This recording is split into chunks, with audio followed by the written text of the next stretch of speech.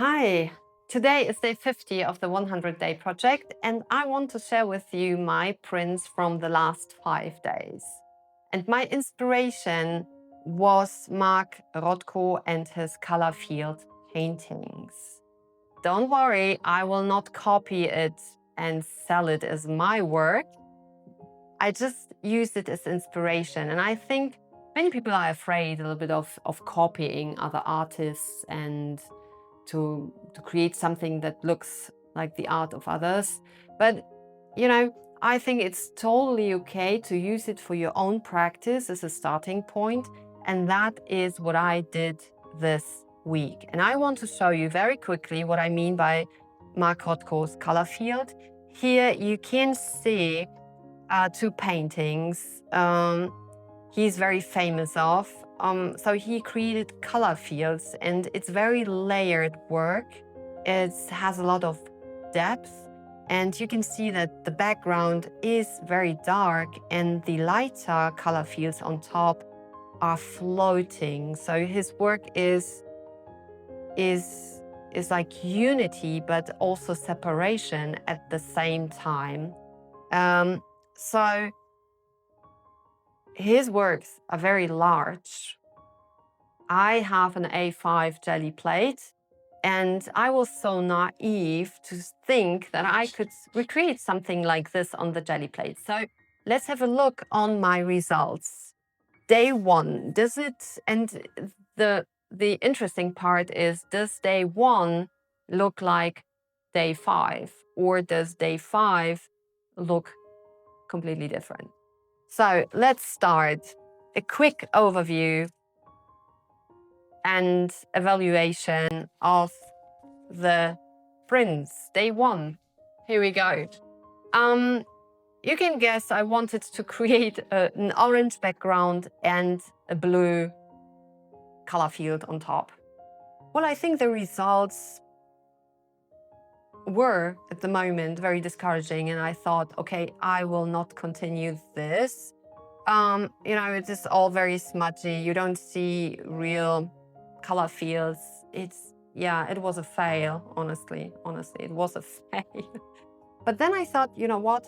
I will keep going and I will see how far I can get. So let's look at day two.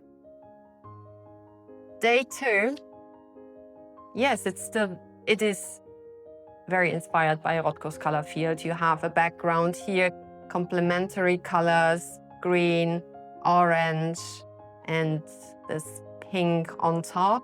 And I started to layer more thin colors, a little bit mixed with matte medium, the paint, so it became more translucent or transparent. And I smudged the edges, because maybe you saw on his paintings, his edges are very smudged or very organic. You can see shapes like rectangles or squares, but the edges are not straight. So here I try to imitate that with my finger. As long as the paint is a little bit wet, you can go with your finger or a paper towel in and smudge it a little bit. Well, it's not overwhelming, but it was better than day one. Let's look at day three. Here we go. I like the colors, honestly. It's not so vibrant anymore. Yes, one vibrant print is here. I mean, the greenish yellow it shines through, and it reminds me a little bit of Mark Rothko, honestly. I'm not, so much. You see here that I have many layers in the background, and I'm not so much into aligning the edges perfectly of the prints. I rather like it when it does not align, like here or here. It's just my touch to the color fields, because I'm not so interested in perfect alignment. And I like this print because you have these lighter parts shining through this red, or you have the green shining through the yellow. So I think this is not too bad, the effect. And here it's more desaturated and soft. And I wanted to create a lighter color field here. But, you know, I don't know if that was successful. But I like the overlappings and I like the layers that shine through. These, you can see here also, I don't know, can you see that? I will maybe put it a little bit closer to the camera. So you have here the darker parts that shine through, and these, I don't know, pinkish, orangey color is not opaque. It's more transparent. Maybe it's because of the matte medium, and here the same. So that's what I realized here on day 3, that this is something I like very much, when the background colors or the background layer that there is can be seen, or parts of it. Okay, so this was my takeaway here on day 3. And let's look at day 4 quickly.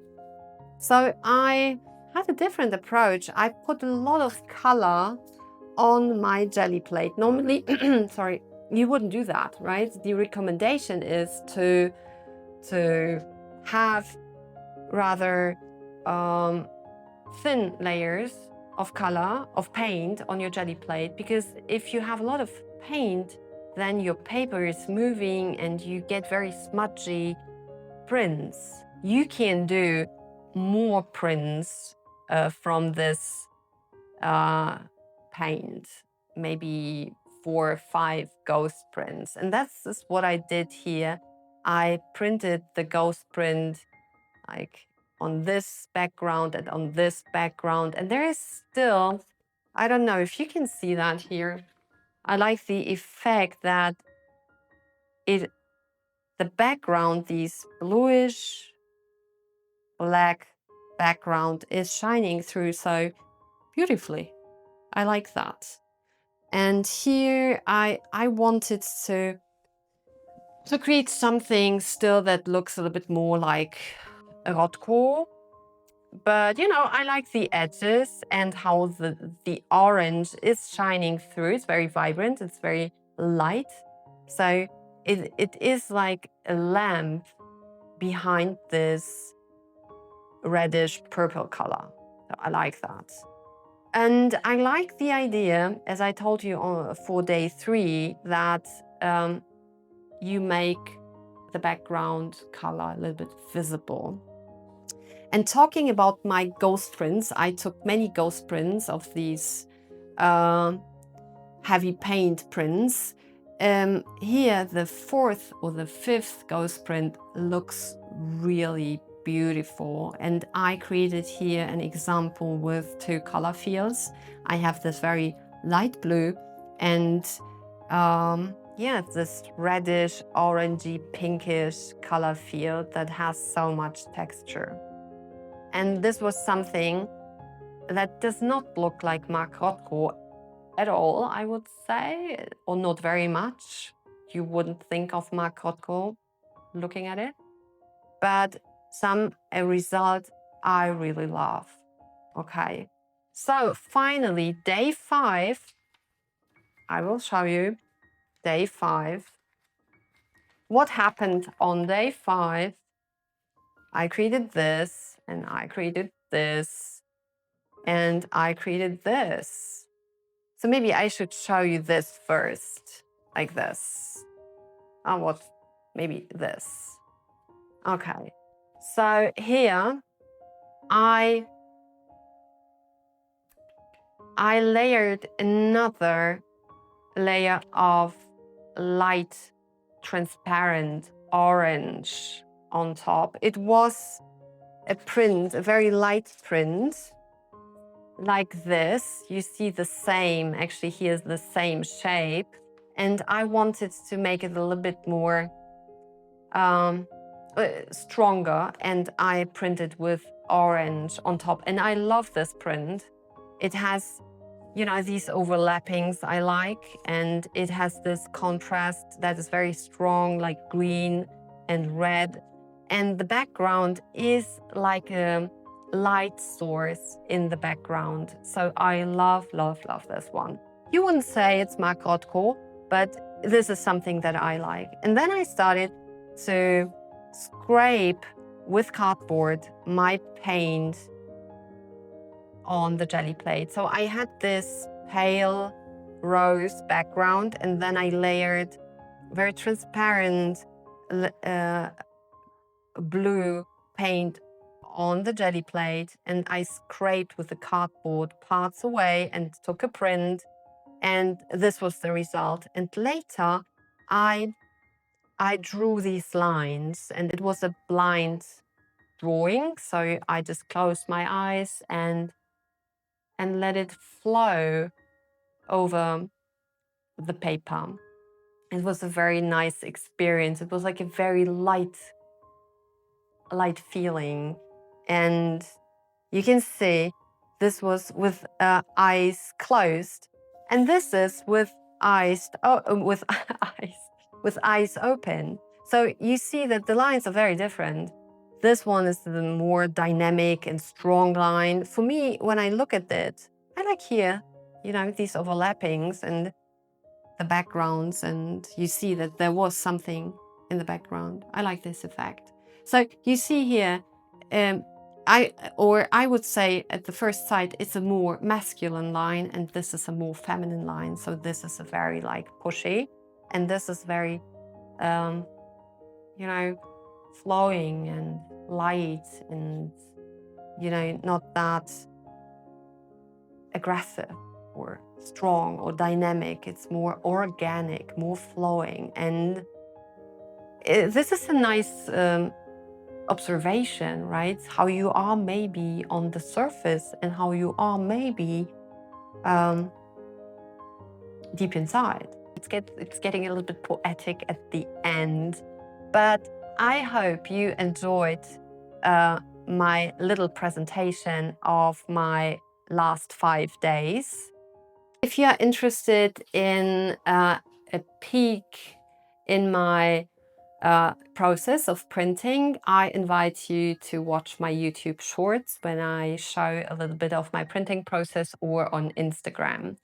And yes, thank you for being here with me today. And I'm really looking forward to see you in my next video. And I wish you a beautiful Sunday and a beautiful week. So goodbye.